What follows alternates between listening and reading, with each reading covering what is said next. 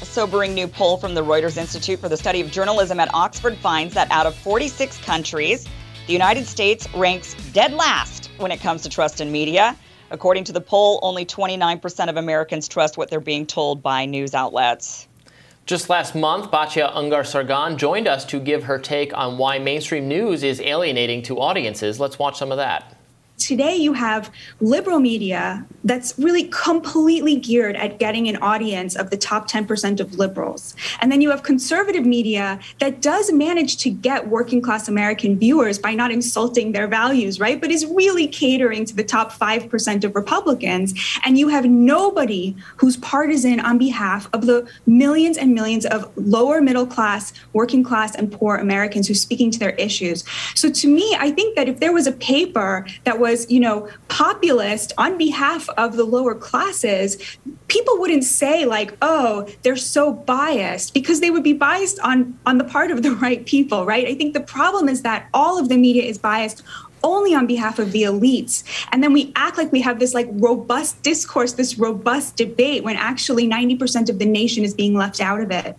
It's well-deserved, the lack of trust in American media. Well, I don't know, for what were all the other countries on? Like, the people of China should trust their media less than we trust ours.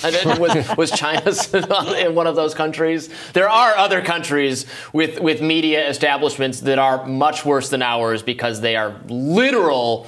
They're structured to be mouthpieces for various administrations. Right. Ours sometimes take the role of de facto mouthpieces for various administrations, but there's a very combative, and there's the mainstream media, but then there's alternative media. So it's not. Despite as deservedly critical so many and us are of the media, it's not the absolute worst on the planet. Yeah, we're maybe somewhere in the middle if we're really going to be fair, right? Yeah. There's plenty of countries where the governments absolutely do have way more control, and it is propaganda for the government. North Korea, China, as you mentioned. Right, yeah. Really, any of the communist countries. Vietnam would be another one. I know that my family in Vietnam, even just having conversations with them on Facebook Messenger, they'll say things like, I can't say too much right now. They're so heavily censored. So, I don't know. We're definitely somewhere in the middle, but there is a lack of trust in media by Americans, of course. And that is largely to do with, I think, the media going after certain segments of audiences for ratings or for subscribers. And that leaves them to be very partisan. Yeah, and actually there was some evidence that has emerged from these Facebook files that Facebook did work directly with the Vietnamese government to surveil and censor like specific critics of the Vietnamese government. So your family over there is not at all paranoid. Like they may have been paranoid, but they were also right. Yeah.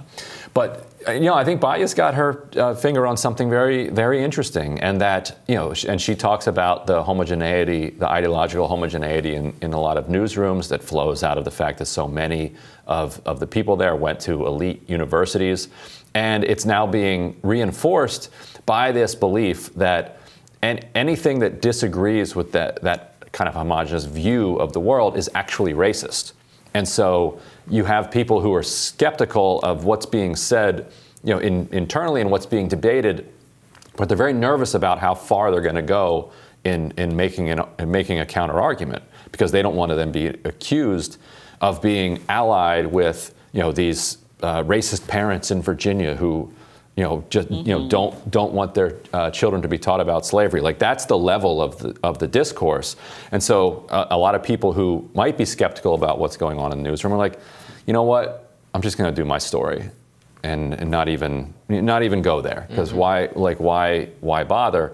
And so if any disagreement is seen as just straight up racism, then you're not going to get any debate or dialogue. And as a result, you're not going to have the more sophisticated arguments win out.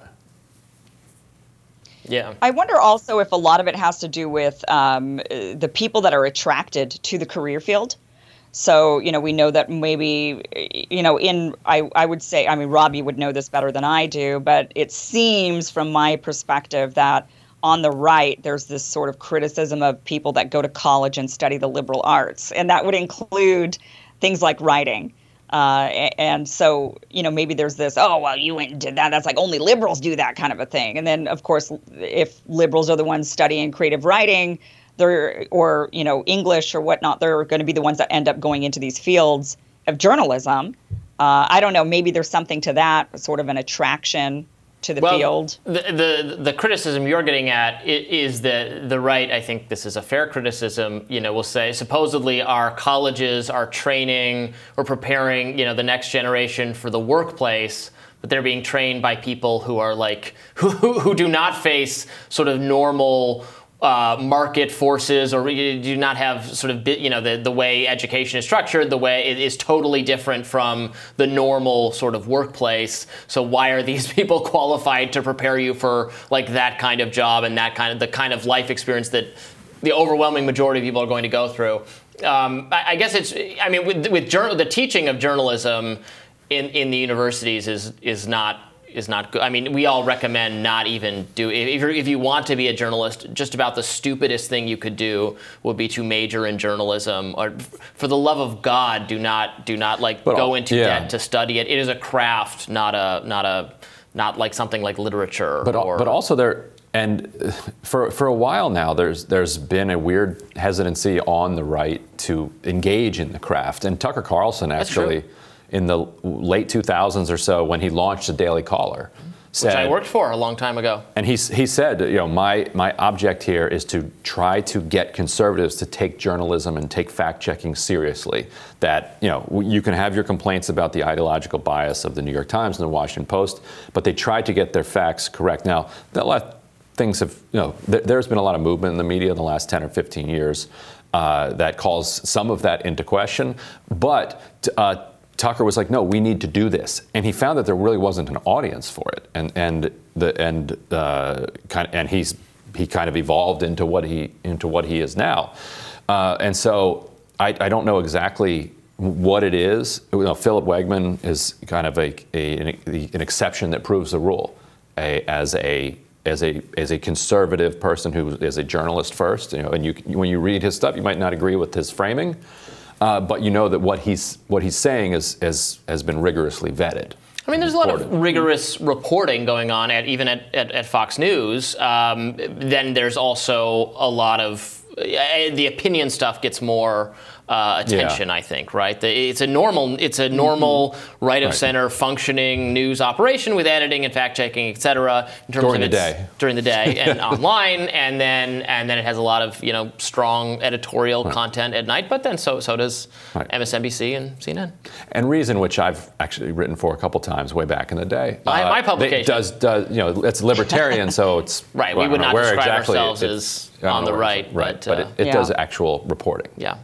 So does National Review does. There are interest. There are the magazine space, print magazine space is usually, no matter what the ideology is often a place for good reporting and good narrative development and so on. But the rest of the industry, except for the magazine I write for, the rest of the industry is in shambles. Don't believe anything you read and or hear, except of course on our show. We would never lie to you. We wouldn't do that.